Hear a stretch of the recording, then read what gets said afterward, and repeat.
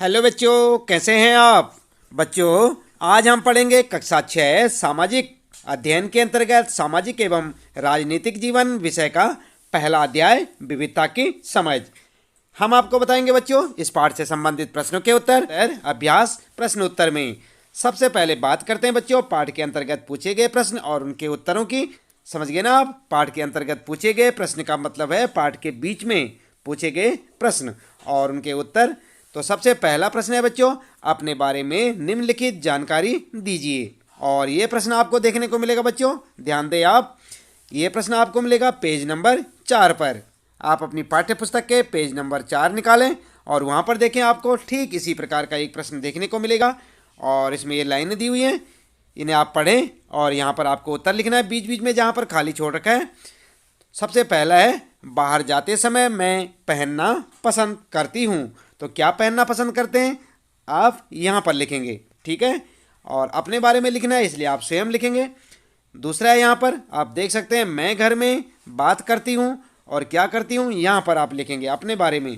मेरा पसंदीदा खेल है और क्या है यहाँ पर आप स्वयं से लिखें। इसके बाद है, मुझे के बारे में किताबें पढ़ना पसंद है। तो किसके बारे में यहाँ पर आप लिख सकते हैं।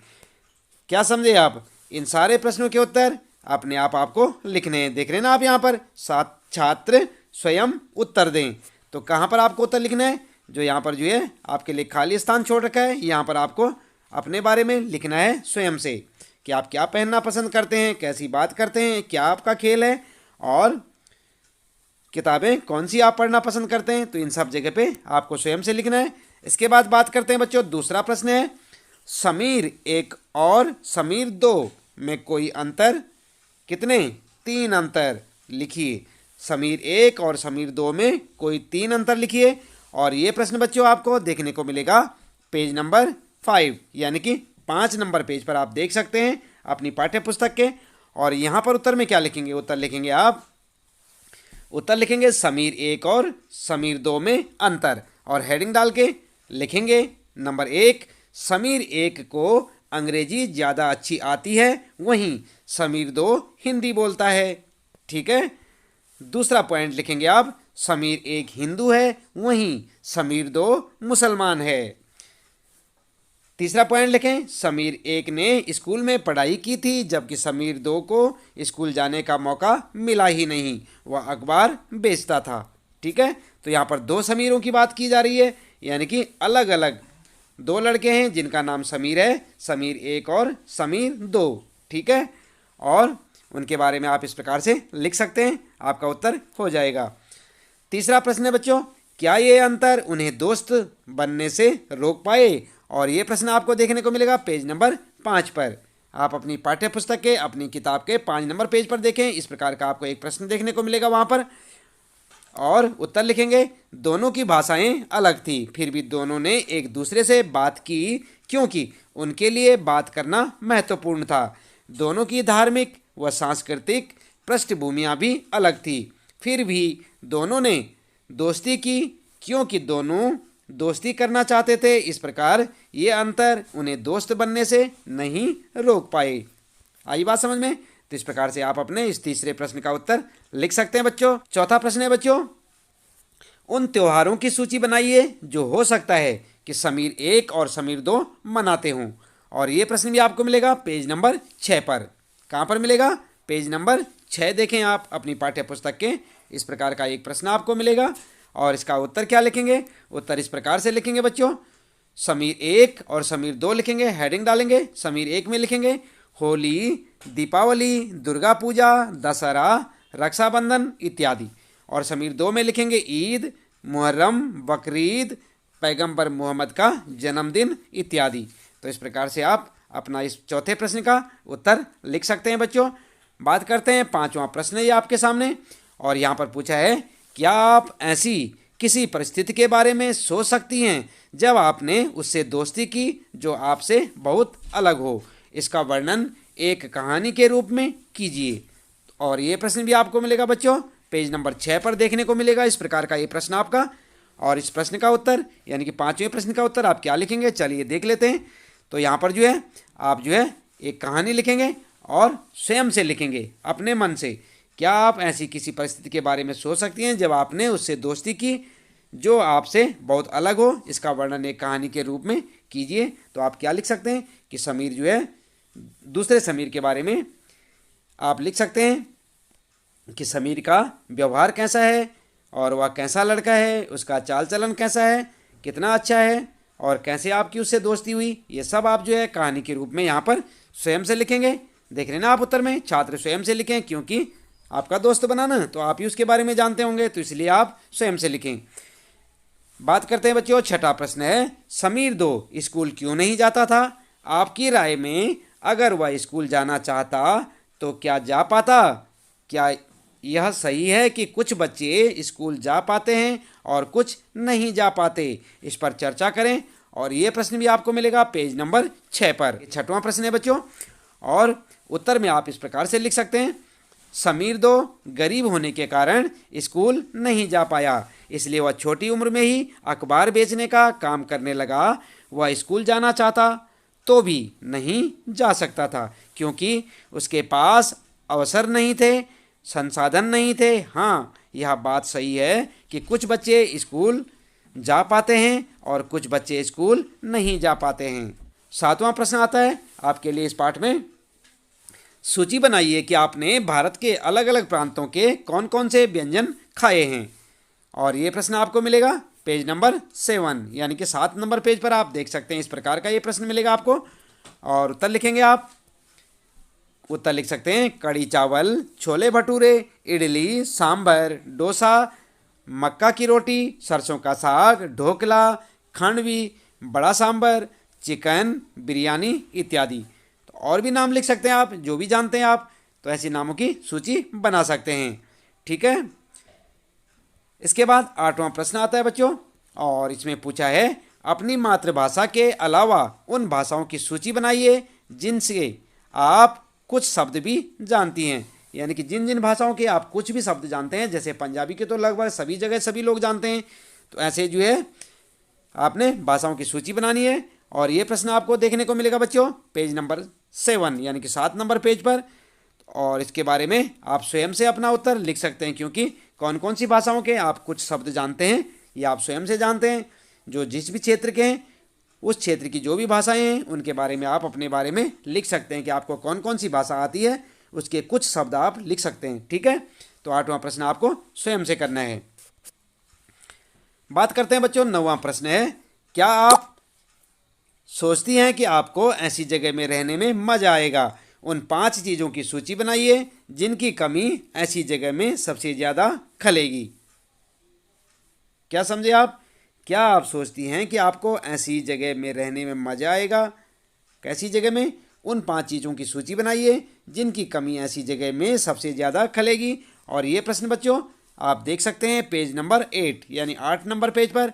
आप अपनी किताब के देखें, वहाँ पर ऐसा प्रश्न मिलेगा और उत्तर में आप लिख सकते हैं, निम्नलिखित 5 चीज़ों की कमी खलेगी। और कौन कौन सी चीज़ों की?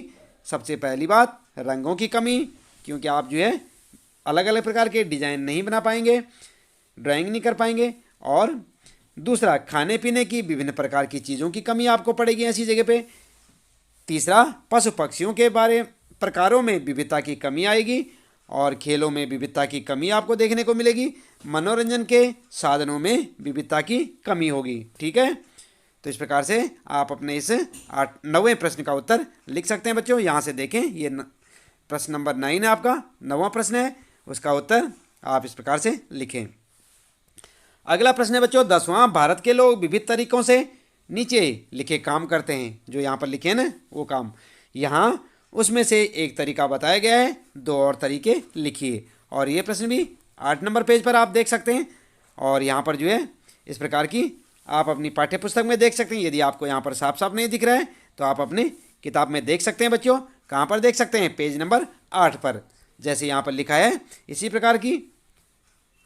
और यहाँ पर लिखा है, प्रार्थना, इबादत करना, ईसा मसीह के भजन गाना और शादी करना, विभिन्न प्रकार के कपड़े पहनना, अभिवादन करना, चावल पकाना, अदालत के रजिस्टर में दस्तखत करना और मीट या सब्जी डालकर बिरयानी पकाना। और झारखंड के आदिवासियों का एक दूसरे को जोहार कहना, मणिपुर में औरतों का फनेक पहनना। ठीक है, तो इस प्रकार से इसके बीच में यहाँ पर सब कुछ लिखा हुआ है। आप देख सकते हैं, अपनी पाठ्य पुस्तक में देखना ना भूलें बच्चों, क्योंकि यहाँ पर थोड़ा आपको हल्का दिख रहा होगा, तो आप अपनी किताब में देख सकते हैं। कहाँ पर देख सकते हैं? पेज नंबर 8 पर इस प्रकार की टेबल आप देख सकते हैं। और उत्तर के लिए क्या करेंगे? उत्तर के लिए भी आप इसी प्रकार यहाँ पर जो है एक टेबल बनाएंगे और यहाँ पर जो है यहाँ पर लिख देंगे आप उत्तर। क्या लिखेंगे? उत्तर सबसे पहले लिखेंगे और इस प्रकार की एक टेबल बनाएंगे आप, जैसे यहाँ पर बनी हुई है। और उसके बाद आइए जान लेते हैं इस टेबल में क्या क्या लिखा है। यहाँ पर लिखा है, रिश्तेदारी दोस्तों की उपस्थिति में वरमाला पहनाकर अग्नि के चारों ओर फेरे लेना। दूसरे में, पंजाब में स्त्रियों का सलवार कमीज पहनना। तीसरा लिखा है, पंजाब में सिखों का सत श्री अकाल कहना। और आगे लिखा है यहाँ पर, आंखें बंद करके हाथ जोड़कर भगवान की मूर्ति के आगे प्रार्थना करना। और इसमें लिखा है, पश्चिम बंगाल की महिलाओं का साड़ी पहनना। इसके बाद पानी में चावल डालकर उबालना। और यहाँ पर जो है आप देख सकते हैं, एक बड़े स्थान पर पंक्तियों में मौलवी के निर्देशानुसार इबादत करना।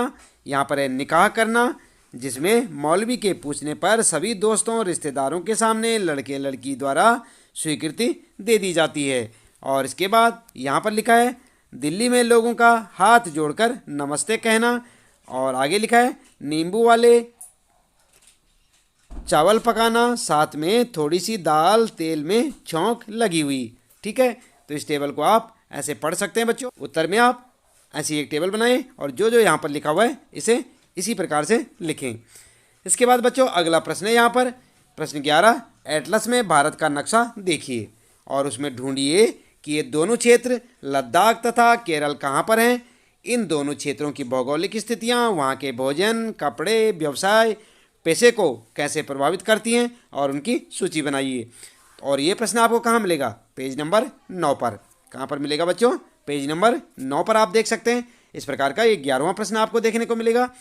उत्तर में आप लिखेंगे, सबसे पहले लिखेंगे आप लद्दाख के बारे में। किसके बारे में? लद्दाख। यहाँ पर लद्दाख लिखेंगे, हेडिंग डाल देंगे। उसके बाद लिखेंगे, लद्दाख की भौगोलिक स्थिति कैसी होती है? जम्मू और कश्मीर के पूर्वी हिस्से में पहाड़ियों में बसा एक ठंडा रेगिस्तानी इलाका है। कैसा है लद्दाख? कहाँ पर है? जम्मू और कश्मीर के पूर्वी हिस्से में पहाड़ियों में बसा एक ठंडा रेगिस्तानी इलाका है। ठीक है, इस प्रकार से लिख दें भौगोलिक स्थिति के बारे में। फिर भोजन के बारे में लिखेंगे, लद्दाख में क्या भोजन होता है? लोग दूध से बने पदार्थ जैसे मक्खन, चीज, खास तरह का छेना जिसे कहते हैं, एवं मांस खाते हैं। ठीक है, और उसके बाद कपड़े क्या पहनते हैं लद्दाख में? कपड़े लद्दाख के लोग ऊनी वस्त्र पहनते हैं। व्यवसाय की बात करते हैं, क्या कारोबार करते हैं? लोग खास किस्म की भेड़ पालते हैं जिससे पश्मीना ऊन निकलती है या ऊन मिलती है। किससे? भेड़ों से, जिन्हें वो पालते हैं उससे कौन सी ऊन मिलती है? याद रखेंगे, पश्मीना, जिसे ये लोग इकट्ठा करके व्यापारियों को बेचते हैं। बहुत कीमती होती है बच्चों इन भेड़ों से प्राप्त की हुई ऊन। तो इस प्रकार से आप जो है किसके बारे में लिखेंगे? पहले लद्दाख के बारे में। उसके बाद प्रश्न में पूछा केरल के बारे में भी, तो केरल के बारे में आप इस प्रकार से लिख सकते हैं, केरल लिखेंगे, हेडिंग डाल देंगे और सबसे पहले लिखेंगे उसकी भौगोलिक स्थिति के बारे में। भारत के दक्षिण पश्चिमी कोने में बसा हुआ राज्य है कौन? केरल। इसके तरफ समुद्र और दूसरी तरफ पहाड़ियाँ हैं। इसके यहाँ पर लिखेंगे, एक तरफ लिख देंगे आप, एक तरफ समुद्र और दूसरी तरफ पहाड़ियाँ हैं। ठीक है, भोजन के बारे में बात करते हैं। केरल में लोग मछली, सब्जी और चावल खाते हैं। कपड़े क्या पहनते हैं? लोग सूती कपड़े पहनते हैं क्योंकि यह क्षेत्र भूमध्य रेखा के करीब है, इसलिए यहाँ गर्मी अधिक होती है। तो क्या पहनते हैं जहाँ गर्मी अधिक होती है? सूती कपड़े। और बात करते हैं बच्चों व्यवसाय की, तो इनका कारोबार क्या है? केरल के लोगों का मुख्य व्यवसाय खेती करना और मछली पकड़ना है। क्या है? खेती करना और मछली पकड़ना। ठीक है, तो इस प्रकार से आप यहाँ पर लिख सकते हैं बच्चों अपने इस 11वें प्रश्न का उत्तर। इसके बाद बच्चों बात करते हैं, यहाँ पर 12वां प्रश्न आता है आपका, दिन खून के हमारे प्यारे न भूल जाना, खुशियों में अपनी हम पर आंसू बहा के जाना। सयाद ने हमारे चुन चुन के फूल तोड़े, वीरान इस चमन में कोई गुल खिला के जाना। दिन खून के हमारे, ठीक है, प्यारे भूल न जाना या न भूल जाना। आगे है गोली खा के सोए जलियां बाग में हम, सूनी पड़ी कब्र पर दिया जला के जाना, दिन खून के हमारे प्यारे न भूल जाना। इसके बाद हिंदू और मुस्लिमों की होती है आज होली, बहते हैं एक रंग के दामन भिगो के जाना, दिन खून के हमारे। और यहाँ पर कविता, कुछ जेल में पड़े हैं कुछ कब्र में गड़े हैं, दो बूंद आंसू उन पर प्यारे बहा के जाना, दिन खून के हमारे प्यारे न भूल जाना। ठीक है, तो ये क्या थी यहाँ पर बच्चों, ध्यान देंगे आप, ये कविता थी। 12वें प्रश्न में क्या है, ये कविता है और इस कविता को भी आप पढ़ेंगे। और ये कविता कहाँ से ली गई है, भारतीय जन नाट्य मंच द्वारा लिखी गई है। और यहाँ पर जो है प्रश्न बनता है, आपके अनुसार उपरोक्त कविता की किन पंक्तियों में भारत की एकता की झलक मिलती है। तो आप उत्तर में क्या लिखेंगे, उत्तर लिखेंगे बच्चों, हिंदू और मुस्लिमों की होती है आज होली, बहते हैं एक रंग में दामन भिगो के जाना। इन पंक्तियों में भारत की एकता की झलक मिलती है। ये हो जाएगा आपका उत्तर। ठीक है, यहाँ पर ये प्रश्न है और ये हो जाएगा नीचे उत्तर। इसके बाद बच्चों अगला है यहाँ पर प्रश्न 13वां, रविन्द्रनाथ टैगोर द्वारा रचित हमारा राष्ट्रगान भी भारतीय एकता की ही एक अभिव्यक्ति है। राष्ट्रगान किस तरह से एकता का वर्णन करता है, इसे अपने शब्दों में लिखिए। तो आपको मालूम है हमारा राष्ट्रीय गान किसने लिखा था, रविन्द्रनाथ टैगोर ने। ठीक है, याद रखेंगे ना, रविन्द्रनाथ टैगोर की रचना क्या है, हमारा राष्ट्रीय गान।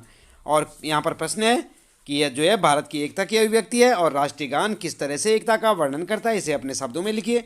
तो इसे आप अपने शब्दों में लिख सकते हैं अपने हिसाब से। आपने सुना होगा राष्ट्रीय गान, सुना है कि नहीं, ये प्रश्न आपको देखने को मिलेगा पेज नंबर 13 यानी कि 13 नंबर पर मिलेगा ऐसा प्रश्न आपको। उत्तर में लिखेंगे बच्चों, हमारा राष्ट्रगान भारतीय एकता व प्रभुसत्ता की अभिव्यक्ति है। राष्ट्रगान को हमारे देश के विभिन्न भागों में पूरे सम्मान के साथ गाया जाता है। आप भी गाते हैं ना स्कूल में, देश के किसी भाग में राष्ट्रीय त्यौहार मनाया जाता है तो राष्ट्रगान को सम्मानपूर्वक गाया जाता है। गाते हैं ना आप राष्ट्रगान को, याद रखेंगे बच्चों, काफ़ी इंपॉर्टेंट प्रश्न है यहाँ पर ये, तो इसे अच्छे से याद करें। इसके बाद बच्चों यहाँ पर शुरू हो जाते हैं, इसके बाद पाठ के अंत में पूछे गए प्रश्न और उनके उत्तर। क्या समझे आप, अभी तक जो आप पढ़ रहे थे ये क्या थे, पाठ के बीच में पूछे हुए प्रश्न। अब यहाँ से शुरू हो जाते हैं पाठ के अंत में, यानी कि आपने पूरा पाठ पढ़ लिया होगा, इसके बाद आपके लिए कुछ प्रश्न यहाँ पर शुरू होते हैं और पाठ के अंत में आप देख सकते हैं 4-5 प्रश्न होंगे, उनके उत्तर आप क्या लिखेंगे। चलिए हम आपको बताते हैं। यहाँ पर पहला प्रश्न है, अपने इलाके में मनाए जाने वाले विभिन्न त्योहारों की सूची बनाइए, इनमें से कौन से त्यौहार सभी समुदायों द्वारा मनाए जाते हैं। उत्तर लिखेंगे, सबसे पहले अपने इलाके में मनाए जाने वाले त्योहारों की सूची बनाएंगे। हमारे इलाके में क्या क्या मनाए जाते हैं, लोहड़ी, बुद्ध पूर्णिमा, ओणम, गांधी जयंती, गुरु नानक जयंती, गणतंत्र दिवस, गुड फ्राइडे, स्वतंत्रता दिवस, दशहरा, दीपावली, ईद, बकरीद, क्रिसमस, सभी मनाए जाते हैं ना।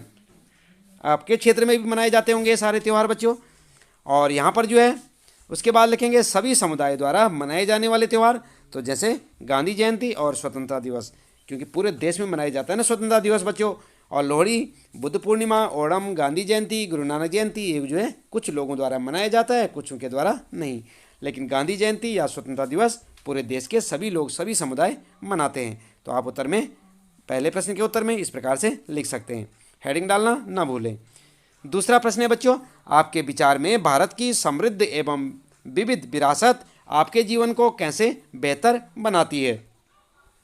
उत्तर में आप इस प्रकार लिख सकते हैं, भारत विविधताओं का देश है, यहाँ विभिन्न जातियाँ, भाषाओं, धर्मों आदि के लोग रहते हैं। खान पान, रहन सहन के ढंग और पहनावे में भी उनमें विभिन्नता देखी जा सकती है। इस प्रकार भारत की विविध विरासत हमारे जीवन को बेहतर बनाती है। हम जब विभिन्न लोगों के संपर्क में आते हैं, उनसे मित्रता करते हैं, उनके साथ पढ़ते हैं, काम करते हैं, तो हम उनकी भाषा, उनका रहन सहन, उनके पहनावे के बारे में भी जानते हैं और उनसे कुछ नया सीखते हैं। इस तरह भाषा, भोजन, संस्कृति का आदान प्रदान होता है और धीरे धीरे एक मिश्रित संस्कृति यानी मिलीजुली संस्कृति उभरती है, जिससे हमारा जीवन बेहतर बनता है। तो आइए ना बात समझ में बच्चों, किस प्रकार से हमारी मिश्रित संस्कृति का जन्म होता है। यहाँ पर आप लिख सकते हैं, दूसरा प्रश्न है आपका, उसका उत्तर यहाँ से देख के लिखें, आराम से लिखें, वीडियो को रोकें आप और उसे समझें। तीसरा प्रश्न है बच्चों, आपके अनुसार अनेकता में एकता का विचार भारत के लिए कैसे उपयुक्त है। भारत की खोज किताब से लिए गए इस वाक्यांश में नेहरू भारत की एकता के बारे में क्या कहना चाह रहे हैं? तो उत्तर क्या लिखेंगे? उत्तर लिखेंगे भारत की विविधता या अनेकता को उसकी ताकत का स्रोत माना गया है। जब अंग्रेजों का भारत पर शासन था तो विभिन्न धर्म, भाषा और क्षेत्र की महिलाओं और पुरुषों ने अंग्रेजों के खिलाफ मिलकर लड़ाई लड़ी थी। भारत के स्वतंत्रता संग्राम में अलग अलग परिवेशों के लोग शामिल थे। उन्होंने एकजुट होकर आंदोलन किया, इकट्ठे जेल गए और अंग्रेजों को अलग अलग तरीकों से विरोध किया। लोगों ने दिखा दिया कि वे एक दूसरे से चाहे कितने भी भिन्न हो, अंग्रेजों के खिलाफ लड़ी जाने वाली लड़ाई में वे सब एक हैं। जवाहरलाल नेहरू ने अपनी किताब भारत की खोज में लिखा है कि भारतीय एकता कोई बाहर से थोपी हुई चीज़ है, बल्कि यह बहुत ही गहरी है।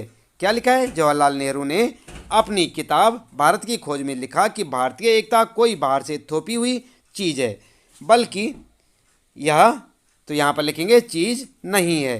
क्या लिखेंगे यहाँ पर? ध्यान रखें, जवाहरलाल नेहरू ने अपनी किताब भारत की खोज में लिखा है कि भारतीय एकता कोई बाहर से थोपी हुई चीज़, यहाँ पर चीज़, यहाँ पर थोड़ा आप लिखें नहीं है। क्या लिखेंगे? नहीं है, बल्कि यह बहुत ही गहरी है, जिसके अंदर अलग अलग तरह के विश्वास और प्रथाओं को स्वीकार करने की भावना है। इसमें विविधता को पहचानना और प्रोत्साहित किया जाता है। इसमें विविधता को पहचाना और प्रोत्साहित किया जाता है। आई बात समझ में? तो इस प्रकार से आप जो यहाँ पर अपने इस तीसरे प्रश्न का उत्तर लिख सकते हैं। ध्यान से लिखें बच्चों और इसे याद भी करें। इसके बाद बच्चों आपके लिए चौथा प्रश्न है यहाँ पर, जलियांवाला बाग हत्याकांड के ऊपर लिखे गए गाने की उस पंक्ति को चुनिए जो आपके अनुसार भारत की एकता को निश्चित रूप से झलकाती है। ठीक है, तो यहाँ पर जो है भारतीय एकता को झलकाने वाली ऐसी क्या चीज़ है जो कि आपको यहाँ पर जो छांट कर लिखनी है। तो यहाँ पर क्या करेंगे आप? ध्यान से एक बार प्रश्न को समझ लें। जलियांवाला बाग हत्याकांड के ऊपर लिखे गए गाने की उस पंक्ति को चुनना है आपने। किसको? उस पंक्ति को जो आपके अनुसार भारत की एकता को निश्चित रूप से झलकाती है। ऐसी कौन सी पंक्ति है? तो यहाँ पर जो है, दिन खून के हमारे प्यारे बहा के जाना, ठीक है, यह जलियांवाला बाग हत्याकांड के बाद अमृतसर में गाया गया था। गाने की निम्नलिखित पंक्तियाँ हिंदू मुस्लिम एकता को निश्चित रूप से झलकाती हैं। और कौन सी हैं वो पंक्तियाँ? ये हैं, हिंदू और मुस्लिम की होती है आज होली, बहते हैं एक रंग में दामन भिगो के जाना। ठीक है, तो ये पंक्तियाँ जो है एकता को दर्शाती हैं। तो इस प्रकार से आप अपने इस चौथे प्रश्न का उत्तर लिख सकते हैं बच्चों। बात करते हैं पांचवा प्रश्न है, लद्दाख एवं केरल की तरह भारत का कोई एक क्षेत्र चुनिए और अध्ययन कीजिए कि कैसे उस क्षेत्र की विविधता को ऐतिहासिक और भौगोलिक कारकों ने प्रभावित किया है। क्या ये ऐतिहासिक एवं भौगोलिक कारक आपस में जुड़े हुए हैं? कैसे? क्या समझे आप? लद्दाख एवं केरल की तरह भारत का कोई एक क्षेत्र चुनिए, कोई सा क्षेत्र जो आपके पास में हो, नज़दीक में हो बच्चों, आप उसे चुन सकते हैं और उसका अध्ययन कर सकते हैं और उसमें कैसे उस क्षेत्र की विविधता ऐतिहासिक और भौगोलिक कारकों ने प्रभावित किया है, ये आपको वहाँ पर जो है दर्शाना है। क्या ये ऐतिहासिक एवं भौगोलिक कारक आपस में जुड़े हुए हैं और कैसे? तो उनकी संस्कृति आदि के बारे में आप यहाँ पर जानकारी दे सकते हैं अपने क्षेत्र विशेष के बारे में। तो इसलिए ये प्रश्न आपके लिए स्वयं के लिए करने के लिए आप इसके बारे में स्वयं से विचार करें। ठीक है, तो इसके साथ ही बच्चों इस पाठ से संबंधित यहाँ पर प्रश्नों के उत्तर समाप्त होते हैं। उम्मीद है कि आपको इस पाठ से संबंधित प्रश्नों के उत्तर जो यहाँ पर बताए गए वो आपको अच्छे से समझ आए होंगे। आप इन्हें अपनी नोटबुक में नोट करें, अच्छे से याद करें, अपनी परीक्षा की अच्छी सी तैयारियां करें और इसी प्रकार लगातार जुड़े रहें हमारे साथ, देखते रहें चैनल को और जानते रहें अपने सारे प्रश्नों के उत्तर। यदि अभी तक आपने चैनल को सब्सक्राइब नहीं किया तो चैनल को सब्सक्राइब अवश्य कर दें, बेल आइकन भी दबा दें ताकि आपको आने वाली प्रत्येक पाठ की वीडियो की नोटिफिकेशन मिलती रहे। और बच्चों आपको बता दें, इसके साथ साथ आप कक्षा 6 हिंदी वसंत के सभी पाठों के प्रश्न उत्तर और कविताओं का भावार्थ, अर्थ और साथ ही साथ पाठों का सारांश भी आप इस चैनल के माध्यम से देख सकते हैं। इसलिए आप चैनल को सब्सक्राइब अवश्य कर दें और कक्षा 6 हिंदी वसंत की प्लेलिस्ट को आप चेक करें। वहाँ पर आपको ये सब जो है पाठों के प्रश्नोत्तर, भावार्थ और अर्थ सब देखने को मिलेगा। और लगातार इसी प्रकार देखते रहें, जुड़े रहें हमारे साथ। मिलते हैं फिर अगली वीडियो में।